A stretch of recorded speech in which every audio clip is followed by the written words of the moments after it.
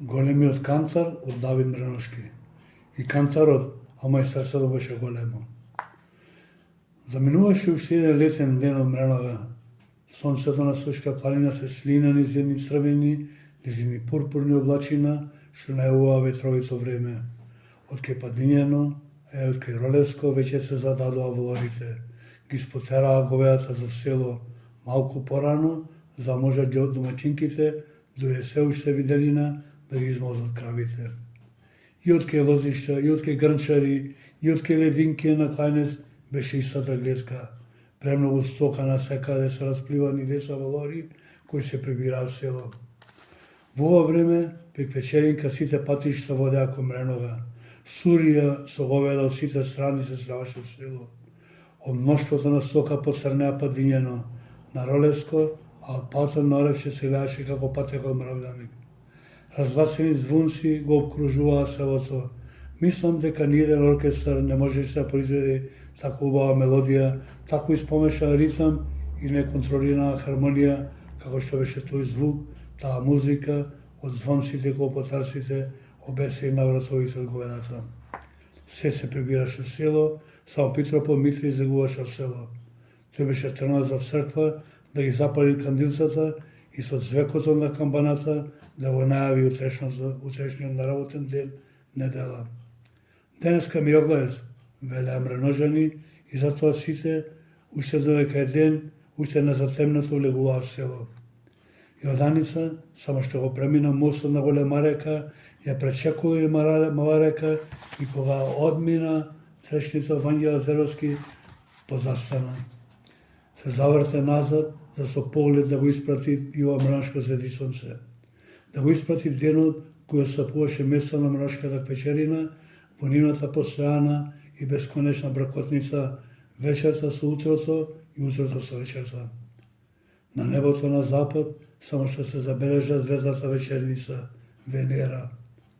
Тешката вреќа која Далица носеше на главата, а беше преполна со зелја за прасијата, беше дополнителна причина да чекори многу поистопорена. Изгледаше како млада невеста која тргнала со бардињата кон чешмата на село. Таа веќе влегуваше в село, а пак Давиде, поклопен со капата и наметна со шајачно палто, во тоа запорличаво летно попладне, се измолкна по скатениот паток и топлишта и со забразарен чекорја завтаса. Неорданица здивот и застана кога зад грб се закашта Давид. Изгледа чалот од сигаришето беше го засркнал. Абе, Давиде, бутур да те вати, дуло ми го пукна. Кај се најде за мене ко плашило? Рече Јорданица. Кај се најдов? Еве се најдов, си идам, и вели Давид на Јорданица. Ами од кај си иш, бре Давиде?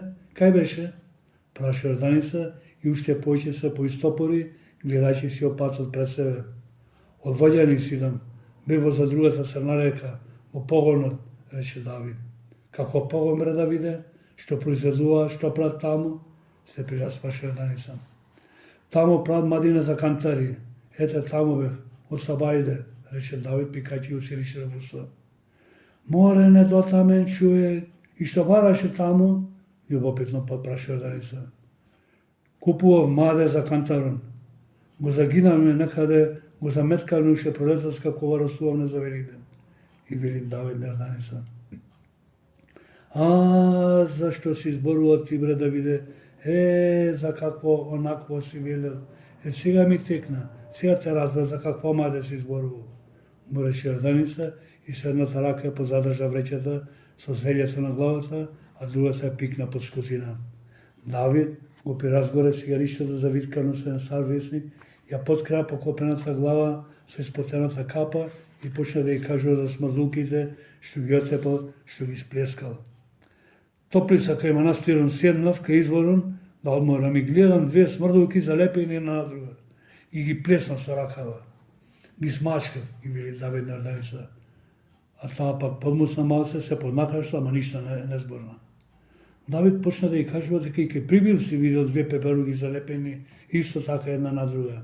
И тие ги отепал со рака, ама тие не мирисале, иш не смрделе. Јорданица позастана, ја изваде раката од поскутина, ги рашири прстени од дланката и му пушти мунзи на луѓето. А зашто ги отепа да тотепат нешто, како ти се креваше раката да мавниш, да ги отепаш дури со наделе, му вели Јорданица. Ќе направат гасеим сијете зато, рече Давид. И што бараше Црна река рече, па го подпраша Јорданица, преправајќи се дека не пара слушнала и скоро дека е седно што купил Давид. Ти каза веќе еднаш, купував маде за кантарот. И вели Давид, го купив мадето баждарено за 80 ока. Кантарот ми е таков, голем е и му треба големо маде. Голем кантар си во Давиде, му рече Јорданица. И пак ја пикна раката по сусина, ама се ја подлабоко.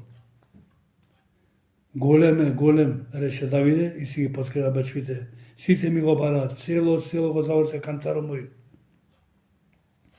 И не знам што уште ќе прикажува, не знам уште колку пати Јорданица ќе го препрашуваше што купил Црна река, ако не им го одвлечеше вниманието една голема сурија волови и јунци кои се зададоа од ке врбица бркајќи една млада крава. Пописај се Јорданице настрана, ќе ни сапасва тојте, се водит кравата Павлета, и повикна Давид Јорданица. Јорданица и ѓомите се заврте малце настрана во моментот која баш кај трансформаторот, јунецот у миладина, ја зачева кравата втесно и два пати едно по друго ја заскочи. Јорданица гледајќи малку скришум, некако се поднагали велејќи. Така, ајде на здравие да е. Мал се два пати треба уште еднаш, рече Давиде и ги подкрена бечвите. Може треба ти поќепати Давиде, нагалено се одобрза Јорданица. Значи, што се вели за поќепати, треба да го спотнам, да го настрвам јунецот, рече Давиде и почна да вика бичи. Да, тоткорни нешто, му рече Јорданица и како стамена жена и стопарна домаќинка си опродоши патот нагоре. Ама од време на време се обзрнуваше, се позавртуваше да погледне назад, сигурно сакаше види дали стои трансформаторот. А Давиде се уште беше таму и викаше бичи. Јорданица беше многу кроце, многу полека надевајќи се дека Давид пак ќе ја завтаса, да го праша дали таа може да го пробат кантарот, барем еднаш за Митровден, да се осигурат колку е тешка и колку ослабела лето од Ѓурѓовден наваму.